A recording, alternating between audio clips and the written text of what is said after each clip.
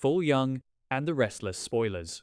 Welcome back to our channel on this absolutely beautiful day. We hope you are ready for some major updates, because the daytime drama world is spinning completely out of control right now. Grab your favorite snack, settle in, and let's dive straight into the madness that just unfolded on our screens today. Stop what you are doing. You guys, I am deceased. I am literally hyperventilating right now, and I had to pull my car over to the side of the road, grab my camera, and just start screaming into the void, because my brain cannot process the sheer, unadulterated, astronomical chaos that just unfolded on our screens. Wait, we need to talk about this now. I am physically vibrating from the absolute audacity of this plotline. If you haven't seen what just went down between Jack Abbott and Kane Ashby, consider this your official emergency broadcast, because the daytime drama world has permanently shattered. I am not okay. We are not okay. This is not a drill. The stakes have never been higher, and I am straight up spiraling over the choices these people are making. Grab your emotional support water bottles, because we are spilling all the tea right now. Wait, backtrack for a second. I missed a step. My brain is literally buffering from the sheer magnitude of this cinematic masterpiece. Okay, so let's set the stage for this absolute dumpster fire. Kane Ashby, who is officially on my do not perceive list because of his sheer unmitigated clownery, decides that his best move in this entire Chancellor Industries chess game is to run crying to Jack Abbott. Yes, basically, Kane thought he could just waltz into Jack's pristine mahogany-scented airspace and demand that Jack put a hit out on his own brother, Billy. Kane is sweating, he is desperate, and he genuinely believes that Jack is going to side with him to teach Billy a lesson. Bestie, be for real right now. The delusion is so thick, you could cut it with a knife. Flashback to the absolute mess I was in while witnessing this. I was mid-skincare and smeared charcoal mask all over the rug when Kane walked into that office with that smug, desperate look. I straight up gasped so hard, I choked on my iced coffee. I didn't even care. Literally had to yeet my phone across the room because the second Kane opened his mouth, I knew we were about to witness a murder. Kane is standing there, pitching this whole, we need to take Billy down, he's out of control narrative, genuinely expecting Jack to nod, pour him a scotch, and start plotting his own brother's demise. It's giving major, I don't know how bloodlines work, energy. And let's just dissect the absolute cinematic mayhem of the tension in that room. The vibes were straight up unhinged. I swear.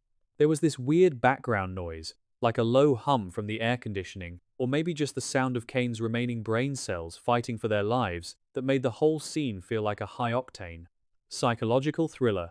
Jack is sitting there, listening to Kane run his mouth, and you can literally see the micro-expressions on Jack's face shifting from polite annoyance to a deadly predatory calm. It was a masterclass in acting. I am genuinely obsessed. Did I say that yet? My brain is mush. Moving on, but seriously, the lighting in that office was casting these dark shadows over Jack, foreshadowing the absolute nuclear bomb he was about to drop. Kane is basically ranting, thinking he has Jack right where he wants him. He's banking on the fact that Jack and Billy have a rocky history. And sure, oh, hold on, I should have mentioned this earlier, but yes, Jack and Billy have straight up gone to war in the past. They have fought over Jabot, they have fought over women, they have fought over the literal air they breathe. So Kane, in his infinite misguided wisdom, thinks, Jack hates Billy right now. He'll definitely help me destroy him and keep Chancellor out of his hands. Wrong. So wrong. Send help. My soul has actually left my body at the sheer stupidity of Kane Ashby. You do not walk into the lion's den and ask the lion to eat its own cub. Wait, I'm glitching.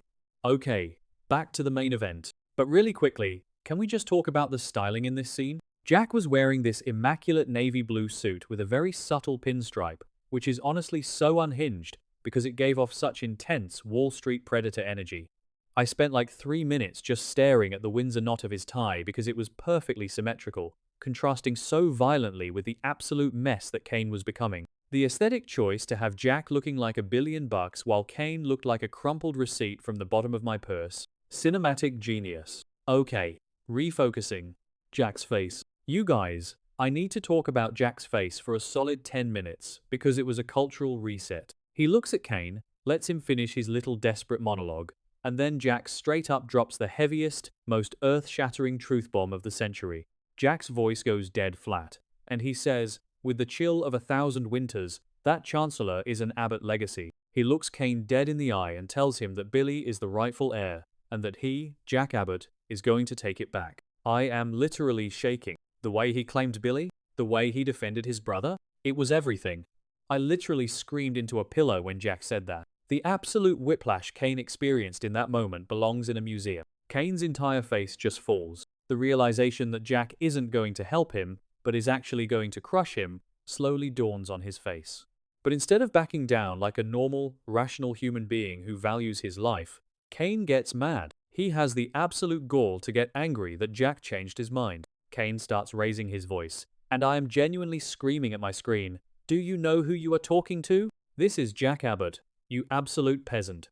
The audacity of Kane Ashby to throw a temper tantrum in Jack's office is honestly so unhinged. Kane starts yelling about how Jack is making a mistake, how Jack is flipping the script, and you can see the absolute fury igniting in Jack's eyes. I'm calling it, the villain arc is about to go nuclear. I am calling it right now. Jack is not a man you raise your voice to in his own domain. And Kane, completely blinded by his own panic over losing Chancellor, pushes Jack too far. The argument escalates from 0 to 100 in a millisecond, and suddenly, we are in a full-blown physical altercation. Yes, you heard me. Physical altercation. Jack Abbott straight up lunges.